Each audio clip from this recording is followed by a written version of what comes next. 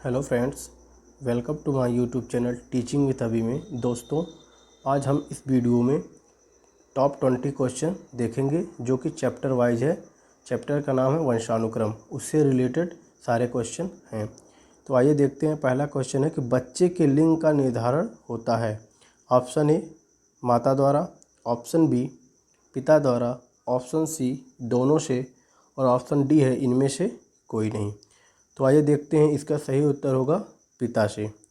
अब कैसे होता है इसको देख लेते हैं। जैसे यदि कोई मेल है तो उसमें 46 गुणसूत्र पाए जाते हैं और फीमेल में भी 46 गुणसूत्र पाए जाते हैं। तो जो ये 23वां जोड़ा होता है यानी 44 प्लस एक्स वाई, ये मेल का होता है और 44 प्लस एक्स और एक्स ये फीमेल का होता है। यानी जो फीमेल का सारे जोड़े सेम होते हैं, यानी 23वें जोड़े में भी एक्स एक्स होते हैं और जो पुरुष होता है उसका जो 23वां जोड़ा होता है वो एक्स और वाई होता है, यानी उसमें डिफरेंस पाए जाते हैं। जो पुरुष का यही 23वां जोड़ा होता है यही क्या करता है, बच्चे के लिंग का निर्धारण करता है। तो यदि यक्स और यक्स का कॉम्बिनेशन होगा तो गर्ल्स, यदि यक्स और वाई का कॉम्बिनेशन होगा तो बॉय। ठीक है। अब अगला क्वेश्चन है, सामान्य महिला या पुरुष में गुणसूत्र के जोड़े पाए जाते हैं। ऑप्शन ए 22 जोड़े या 44 गुणसूत्र, ऑप्शन बी 21 जोड़े या 42 गुणसूत्र, ऑप्शन सी 23 जोड़े या 46 गुणसूत्र। तो आप सभी जानते हैं इसमें 23 जोड़े या 46 गुणसूत्र पाए जाते हैं, तो ऑप्शन सी हमारा सही उत्तर हो जाएगा। तीसरा क्वेश्चन है, आनुवांशिक बीमारी है। पहला है हैजा एवं मलेरिया, ऑप्शन बी है एड्स एवं डेंगू और ऑप्शन सी है हीमोफीलिया एवं वर्णांधता और ऑप्शन डी है इनमें से कोई नहीं। तो आप सभी जानते हैं इसका सही उत्तर क्या है, ऑप्शन सी यानी हीमोफीलिया और वर्णांधता एक जेनेटिक डिजीज़ है। अब देखते हैं हैजा एवं मलेरिया। तो आप सभी जानते हैं हैजा कैसे फैलता है, दूषित जल एवं भोजन से। और इसके जो लक्षण है, इस जब हैजा किसी को होता है तो हमें उल्टी, दस्त और तेज बुखार होता है। और मलेरिया आप सभी लोग जानते हैं ये प्लाज्मोडियम से फैलता है। प्लाज्मोडियम एक जीवाणु उससे होता है और जो इसका वाहक है वो मादा एनाफ्लीज मच्छर होता है। अगला क्वेश्चन है, आँखों का रंग प्रभावित होता है। ऑप्शन है पहला ए वातावरण से, ऑप्शन बी वंशानुगत या वंशानुक्रम से, ऑप्शन सी दोनों से और ऑप्शन डी है इनमें से कोई नहीं। तो आप सभी जानते हैं कि जो आँखों का रंग होता है ये वंशानुक्रम से प्रभावित होता है। कहने का मतलब ये है कि जो हमारे माता पिता हैं उनकी आँखें जिस तरह की होती हैं उसी तरह उनके बच्चों की भी आँखें होती हैं, यानी जो वो वंशानुक्रम के द्वारा हमें प्राप्त होता है। अगला क्वेश्चन है, वर्णांधता से प्रभावित व्यक्ति किस रंग में अंतर नहीं कर पाता है। यानी वर्णांधता से प्रभावित यदि कोई व्यक्ति है तो वो किस कलर में विभेद या अंतर नहीं कर पाता है। ऑप्शन ए है लाल और पीले में, ऑप्शन बी है हरा और नीले में, ऑप्शन सी है हरा और लाल में और ऑप्शन डी है काला और गुलाबी में। तो आप सभी जानते हैं इसका सही उत्तर है हरा और लाल में, यानी हरे और लाल रंग में वो विभेद नहीं कर पाता है। अगला क्वेश्चन है, आनुवांशिकी के जनक माना जाता है। यानी आनुवांशिकी के जनक किसे माना जाता है। Option A Gregor John Mendel और option B Lamarck, option C Francis Galton और ऑप्शन डी है इनमें से कोई नहीं। तो जो इसका सही उत्तर हो जाएगा वो है ग्रेगर जॉन मेंडल, जिसे आनुवांशिकी का जनक कहा जाता है। अगला क्वेश्चन है, विकासवाद के जनक माने जाते हैं। Option A Francis Galton, option B Lamarck और option D Mendel. Option C है मेंडल, ऑप्शन डी है ए और बी दोनों।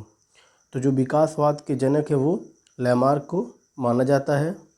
अगला क्वेश्चन है, सुजनन शास्त्र के जनक हैं।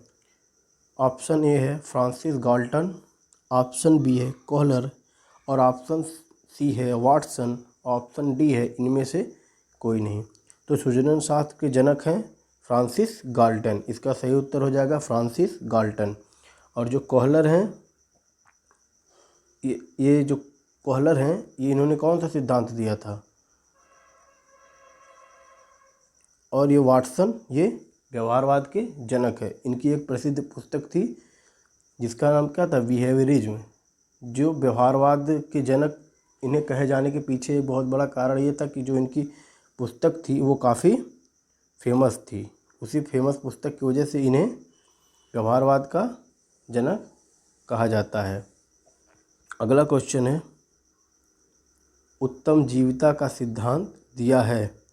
Option A Lamarck, option B Charles Darwin, option C Mendel और ऑप्शन डी है इनमें से कोई नहीं। तो जो उत्तम जीविता का सिद्धांत है उसे चार्ल्स डार्विन ने दिया था। अगला क्वेश्चन है 10वां, राजघराने की बीमारी या शाही रोग के नाम से जाना जाता है। पहला है हैजा, दूसरा है डेंगू और तीसरा है हीमोफीलिया और ऑप्शन डी है इनमें से कोई नहीं। तो जो राजघराने की बीमारी है इसे हम हीमोफीलिया नाम से जानते हैं। जो इंग्लैंड की महारानी प्रथम थी एलिजाबेथ, उनको ये बीमारी हुई थी, इसीलिए इसे हम राजघराने की बीमारी के नाम से जानते हैं। 11वां क्वेश्चन है, लड़का के पैदा होने के लिए उत्तरदायी क्रोमोसोम है। यानी लड़का पैदा होने के लिए कौन से क्रोमोसोम उत्तरदायी हैं? ऑप्शन ए है XX, ऑप्शन बी X और Y, ऑप्शन सी है X और P, ऑप्शन डी है X और Z। तो इसका सही उत्तर हो जाएगा X और Y। यानी जब X और Y गुणसूत्र का कॉम्बिनेशन होगा तो लड़का पैदा होगा और जब X और X का कॉम्बिनेशन होगा तो लड़की पैदा होगी। 12वां क्वेश्चन है, आनुवंशिकता के निम्नलिखित नियम में से कौन नहीं है? पहला है प्रत्यागमन का नियम, दूसरा है संयोग का नियम, तीसरा है चयनित गुणों का नियम और चौथा है अभ्यास का नियम। तो क्वेश्चन है कि आनुवंशिकता के निम्नलिखित नियम में से कौन नहीं है, यानी कौन आनुवंशिकता का नियम नहीं है। तो जो आप इसका जो सही उत्तर हो जाएगा ऑप्शन डी, यानी अभ्यास का नियम। ये अभ्यास का नियम जो है आनुवंशिकता का नियम नहीं है, इसे थॉर्नडाइक ने दिया था। किसने? ये थॉर्नडाइक का नियम है। और जो ये प्रत्यागमन का नियम है ये क्या कहता है? प्रत्यागमन का नियम ये कहता है कि कभी कभी प्रतिभाशाली माता पिता के भी मंद बुद्धि के बालक पैदा हो जाते हैं। यानी ये कहा गया है कि ज़रूरी नहीं है कि यदि माँ बाप प्रतिभाशाली हो तो उसके पुत्र और पुत्री भी प्रतिभाशाली ही पैदा हो। कभी कभी ऐसा होता है कि जो प्रतिभाशाली माँ बाप हैं उनके जो पुत्र या पुत्री हैं वो मंद बुद्धि के भी पैदा हो जाते हैं। अर्थात माता पिता के विपरीत गुण के भी बच्चे पैदा हो सकते हैं। ये कहता है प्रत्यागमन का नियम। दूसरा है संयोग का नियम। क्या कहता है? संयोग का नियम कहता है कि बच्चे के लिंग का निर्धारण तथा माता पिता से मिलने वाले गुणों की मात्रा पहले से निश्चित नहीं होती। यह तो यक्स तथा XY के संयोग पर निर्भर करती है। यानी इसमें कहा गया है कि जो बच्चे का लिंग का निर्धारण है तथा माता पिता से मिलने वाले गुणों की मात्रा पहले से निश्चित नहीं होती है। यह तो जो XX है और XY है उसके संयोग पर निर्भर करती है। और तीसरा है चयनित गुणों का नियम। चयनित गुणों का नियम यह कहता है कि माता पिता के सभी गुण संतान को प्राप्त नहीं होते हैं, बल्कि कुछ खास गुण यानी कुछ चयनित गुण ही संतान को प्राप्त होते हैं। इसे ही चयनित गुणों का नियम कहते हैं।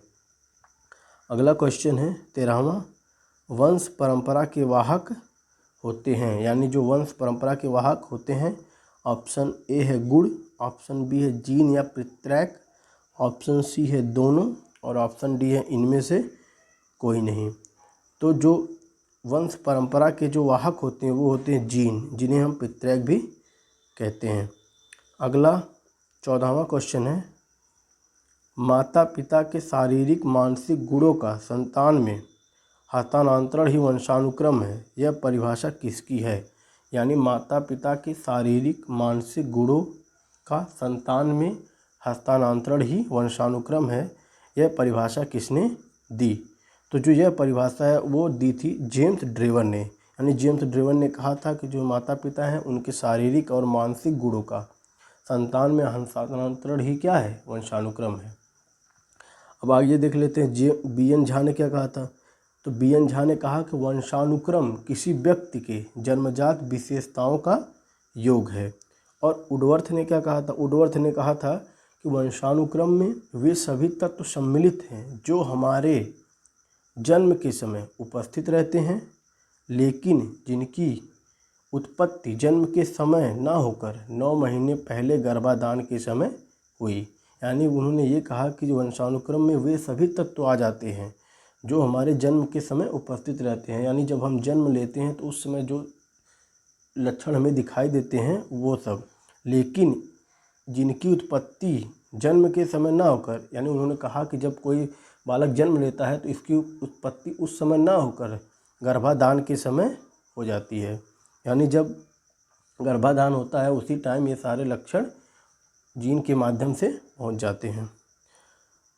अब देखिए 15वां क्वेश्चन है, माता के 21वें गुणसूत्र के जोड़े के अलग न हो पाने से संतान में होने वाला प्रभाव कहलाता है।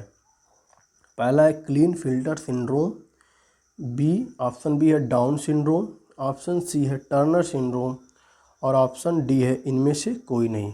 यानी माता के 21वें गुणसूत्र के जोड़े के अलग न हो पाने से होने वाला प्रभाव क्या कहलाता है।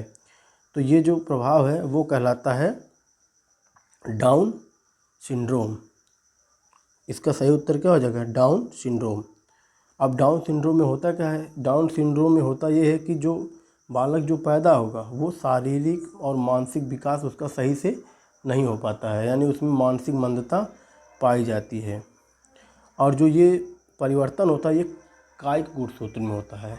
अब 2 तरह के गुणसूत्र हैं, एक कायिक गुणसूत्र होता है और एक होता है लिंग गुणसूत्र। तो जो 23वां जोड़ा होता है वो हमारा क्या होता है, सेक्स क्रोमोसोम होता है, यानी लिंग गुणसूत्र होता है। वो क्या करता है, वही जो है लिंग का निर्धारण करता है। तो जो 21वां गुणसूत्र है वो अलग ना हो पाने के कारण हमें डाउन सिंड्रोम नाम की बीमारी होती है। अब आइए देखते हैं क्लीन फिल्टर सिंड्रोम क्या होता है। अब देखिए क्लीन फिल्टर सिंड्रोम में क्या होता है कि इसमें जो है एक्स गुणसूत्र की क्या हो जाती है, ट्राइसोमी हो जाती है, यानी एक एक्स गुणसूत्र क्या हो जाता है, एक्स्ट्रा आ जाता है। जैसे देखिए यहाँ 44 प्लस एक्स एक्स वाई, यहाँ एक्स वाई या एक्स एक्स रहना चाहिए, तो यहाँ होता क्या है, जो एक्स गुणसूत्र है वो एक्स्ट्रा यहाँ आ जाता है, यानी एक्स वाई की जगह पे एक्स गुणसूत्र एक्स्ट्रा आ जाता है। और इसके आने से बीमारी जो होती है वो होती है नपुंसकता या जनन क्षमता में कमी। अब अगला है टर्नर सिंड्रोम। टर्नर सिंड्रोम में क्या होता है, टर्नर सिंड्रोम में एक्स गुणसूत्र की मोनोसोमी हो जाती है, यानी एक्स गुणसूत्र एक कम हो जाता है। जो यहाँ देखिए 44 प्लस एक्स लिखा गया है, तो यहाँ जो एक गुणसूत्र क्या हो गया है, कम हो गया है। इसकी वजह से क्या होता है, बांझपन जनन क्षमता में अक्षम होते हैं, यानी जो है बांझपन आ जाता है और वो जनन क्षमता में अक्षम होते हैं। अगला है 16वां, विकास वंशानुक्रम एवं वातावरण का गुणनफल है, यह किसका मानना है। यानी D=E/H, यानी जो डेवलपमेंट यानी जो विकास है वो इन्वायरमेंटल और हेरिडिटी का गुणनफल है, यह किसने माना है। तो ये जो है माना था वुडवर्थ ने, यानी वुडवर्थ ने इसको माना था। 17वां क्वेश्चन है कि भारत में प्रथम मनोवैज्ञानिक प्रयोगशाला की स्थापना की गई थी। ऑप्शन ए है Delhi, option B Kolkata, option C Banaras और ऑप्शन डी है जर्मनी। तो जो भारत में प्रथम मनोवैज्ञानिक प्रयोगशाला की स्थापना वो कोलकाता में की गई थी। अब 18वां क्वेश्चन है, पाइसम सैटिवम किसका वैज्ञानिक नाम है। तो जो पाइसम सैटिवम है ये मटर का वैज्ञानिक नाम है। तो सही उत्तर क्या हो जाएगा, मटर, यानी option C is the right answer. अब देख लेंगे गेहूँ, इसका वैज्ञानिक नाम क्या होता है। तो जो गेहूँ होता है इसका होता है ट्रिटिकम एस्टिवम, और चने का होता है साइसर एरिटिनम, और जो ऑप्शन डी है यानी मैंगो का, इसका होता है मैंगीफेरा इंडिका, मैंगीफेरा इंडिका। 19वां क्वेश्चन है कि मेंडल किस देश के निवासी थे। पहला है जर्मनी, दूसरा रूस और ऑप्शन सी है अमेरिका और ऑप्शन डी है ऑस्ट्रिया। तो जो मेंडल थे वो ऑस्ट्रिया के निवासी थे। और ऊपर देख लेते हैं, ऊपर है जर्मनी। तो जर्मनी के निवासी कौन कौन है, इसी साथ ये भी देख लेते हैं। तो जो हमारे कोहलर थे, यानी जो कोहलर हैं वो कहाँ के निवासी हैं, जर्मनी के, यानी जो कोहलर हैं वो जर्मनी के निवासी हैं। और अगर रूस की बात करें तो जो पावलाव हैं वो रूस के निवासी हैं। और अमेरिका की बात करें तो अमेरिका के निवासी हैं स्किनर, थॉर्नडाइक, वुडवर्थ और टॉलमैन। इसी टॉलमैन, थॉर्नडाइक, स्किनर और वुडवर्थ ये सब अमेरिका के निवासी हैं। 20वां क्वेश्चन है, वंशानुक्रम का सही क्रम है। ऑप्शन ए अंडाणु प्लस शुक्राणु, युग्मनज और ब्लास्टोसिस।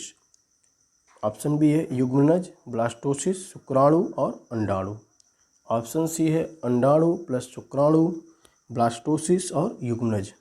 यानी वंशानुक्रम का सही क्रम से मतलब ये है कि जो किस तरह एक बच्चे का निर्माण की जो प्रक्रिया है किस तरह होती है। तो सबसे पहले होता है अंडाणु, यानी सबसे पहले एग मिलता है, फिर स्पर्म, ये दोनों आपस में मिलते हैं, फिर उससे युग्मनज बनता है, फिर उसके बाद ब्लास्टोसिस की प्रक्रिया होती है।